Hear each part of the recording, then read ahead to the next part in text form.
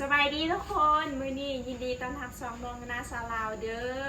มื้อนี้น้องนาจะพาทุกคนมาแกงเห็ดเด้อทุกคนอันนี้เป็นบวบมา บวบแล้วก็ผักมีลายยางมานี่ใส่เบิ่ง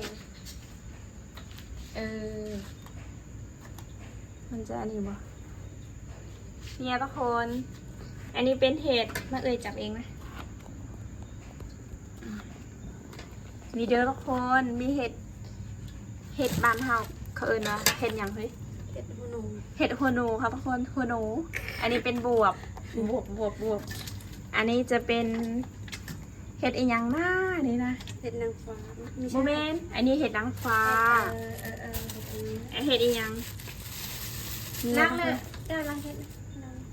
จะเผาก็ได้เนี่ยทุกคนทำสแกงเด้อแก้วอันนี้ค่ะคอยจะปิดพระนำก่อนแป๊บนึง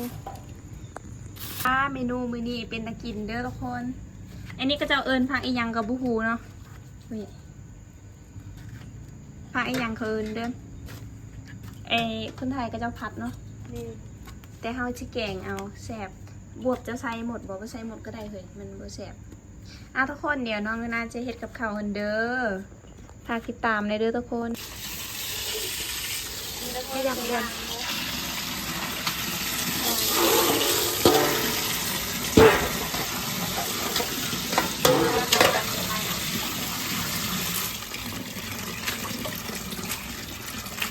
คนอื่นก็จะกินแกง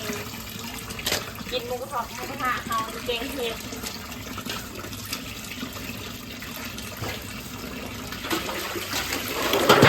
ข้างล่างอีกเด้อหนึ่ง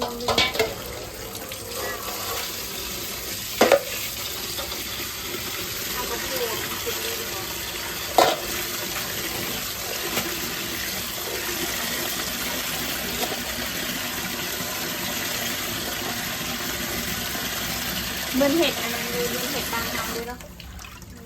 เหมือนเห็ดบางเฮาเลยตอนป้ามีบวบลายอันนี้ก็จะเป็นผักเด้อนี่แกงเฮามือนี่ป้า โอ๊ยสมัครอันนี้ก็กับข้าวเด้อสิแกงเด้อทุกคนนี่เด้อทุกคนเฮาแกงว้าวผักใส่ทีหลังเนาะปิดไหมปิดพอถ้าใส่บวบแล้วก็ใส่ผักอันนี้นูนาก็ไม่ถูกนะผักอันเนี้ยที่ประเทศลาวไม่มีนะคะทุกคนหรือว่ามีในเมืองกับบลูเด้อเพราะว่าทางนาอยู่บ้านนอกนะเดือนปลามากินน้ำกันเด้อจุกๆเลยนะปลาให้ที่เอาซาลาวชอบแกงหน่อไม้กับแกงเห็ดเด้อพี่น้องมาเด้อมากินน้ำกันเด้อมากินน้ำกันเด้อเดี๋ยวเขาทาตอนเสร็จก่อนไปเบิ่งนี่เด้อทุกคนมาเลยโต๊ะเขาใส่นี่ลายโหลดตรงนี้เด้อใส่ไปเลย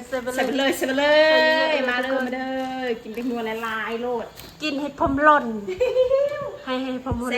แซ่บอันนี้เขาเกลือเด้อทุกคนร่วมไข่อะไรนี่ใส่เกลือจ้าเกลือใส่เป็นลายโหลดต่อไปปลาแดกเด้อพี่น้องปลาแดกเป็นน้ำนะทุกคนขอลาตัวไปก่อนเด้ออย่าลืมกดไลค์กดติดตามเด้อเพื่อเป็นกำลังใจให้เราสองคนนี่แกงเห็ดลอยแล้วมาเด้อมากินข้าวบ๊ายบาย